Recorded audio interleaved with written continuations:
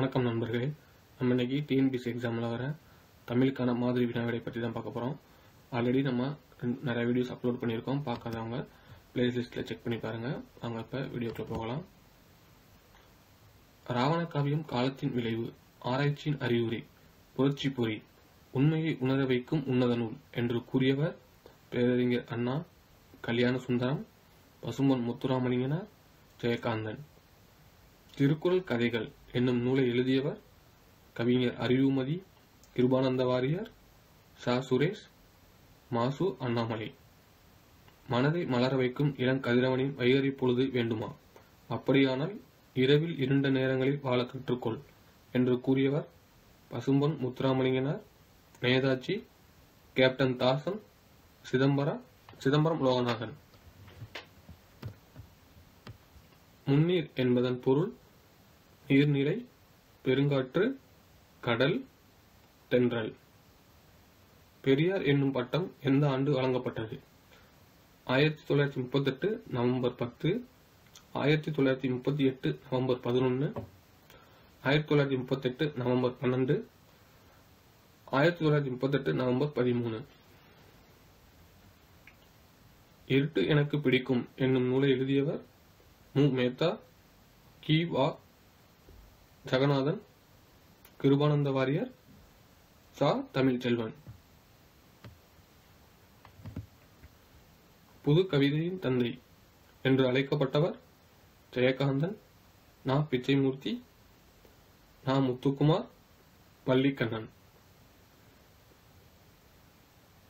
யாப்பிலக்கணம் அடிப்படையில் எழுத்துக்கள் எத்தனை வகைப்படும்? 2, 3, 4, 5. அனைவரும் என்பதன் இலக்கண குறிப்பு முற்றுமை, வினையெச்சம், ஒற்றன்பால் வினைமுற்று, வினையெச்ச விகுதி. குறுந்தொகை முதலில் எந்த ஆண்டு பதிவிக்கப்பட்டது? 1915, 1916, 1917, 1918.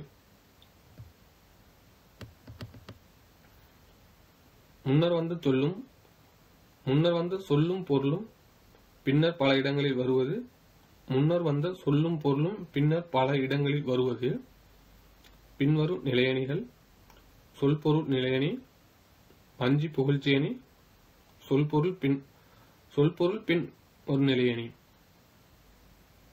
விழிகளை இழக்க நேரிட்டால் கூட தாய் தமிழனை இழந்துவிடக் கூடாது என்று எண்ணியவர் விழிகளை இழக்க நேரிட்டால் கூட தாய் தமிழனை இழந்துவிடக் கூடாது என்று எண்ணியவர் இளங்குமரனார், பாவனர், பாரதிதாசன், க. அப்பாத்துரையார். தமிழ் சொல்லாட்சியில் உச்சம் தொட்டவர் இளங்குமரனார், பாவனர், பாரதியார், அப்பாத்துரை. திருவள்ளுவர் பெயரில் முதல் தமிழ் கணினி எந்த ஆண்டு வெளிவந்தது?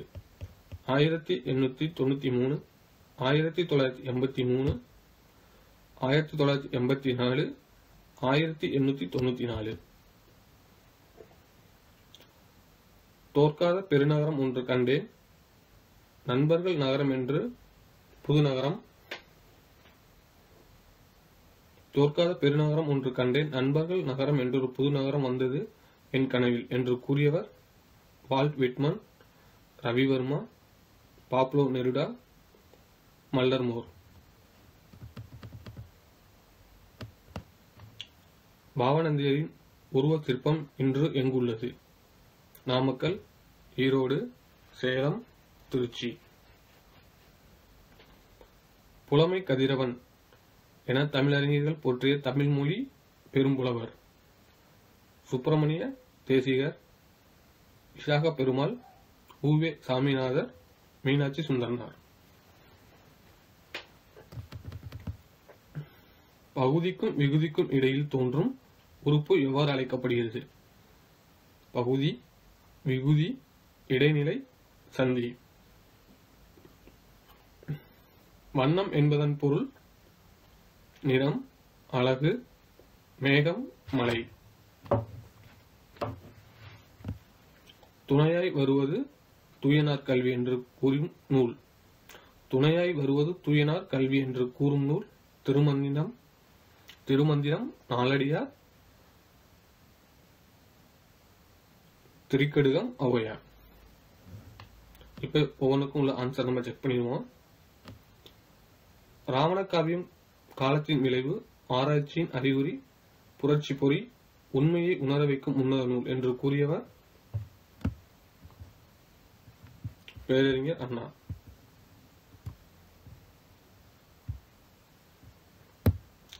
திருக்குறள் கதைகள் என்னும் நூலை எழுதியவர் கிருபானந்த வாரியார். மனதை மலர வைக்கும் இளங்கதிரவனின் வைகறை பொழுது வேண்டுமா, அப்படியானால் இரவில் இருண்ட நேரங்களில் வாழ கற்றுக்கொள் என்று கூறியவர் நேதாஜி.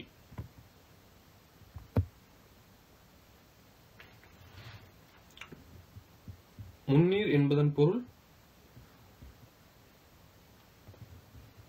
கடல்.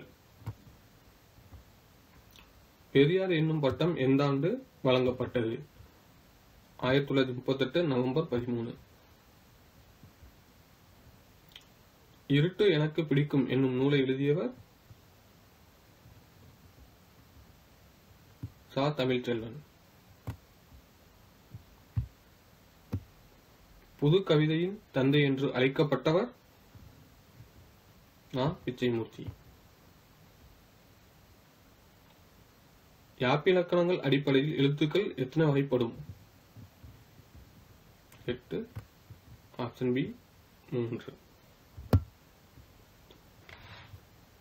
இதுல யாப்பிலக்கணம் குறில், நெடில், ஒற்று அப்படின்னு 3 வகையா பிரிச்சிருக்காங்க.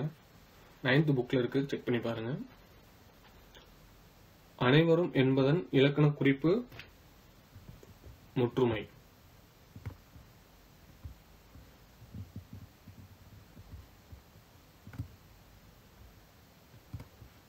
குறுந்தொகை முதலில் எந்த ஆண்டு பதிப்பிக்கப்பட்டது?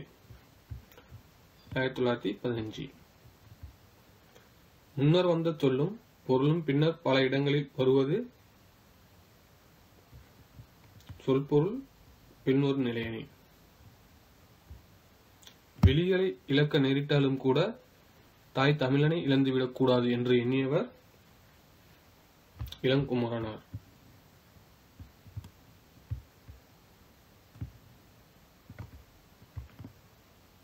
தமிழ் சொல்லாட்சியில் உச்சம் தொட்டவர் பாவனர். திருவள்ளுவர் பெயரில் முதல் தமிழ் கணினி எந்த ஆண்டு வெளிவந்தது? 1983.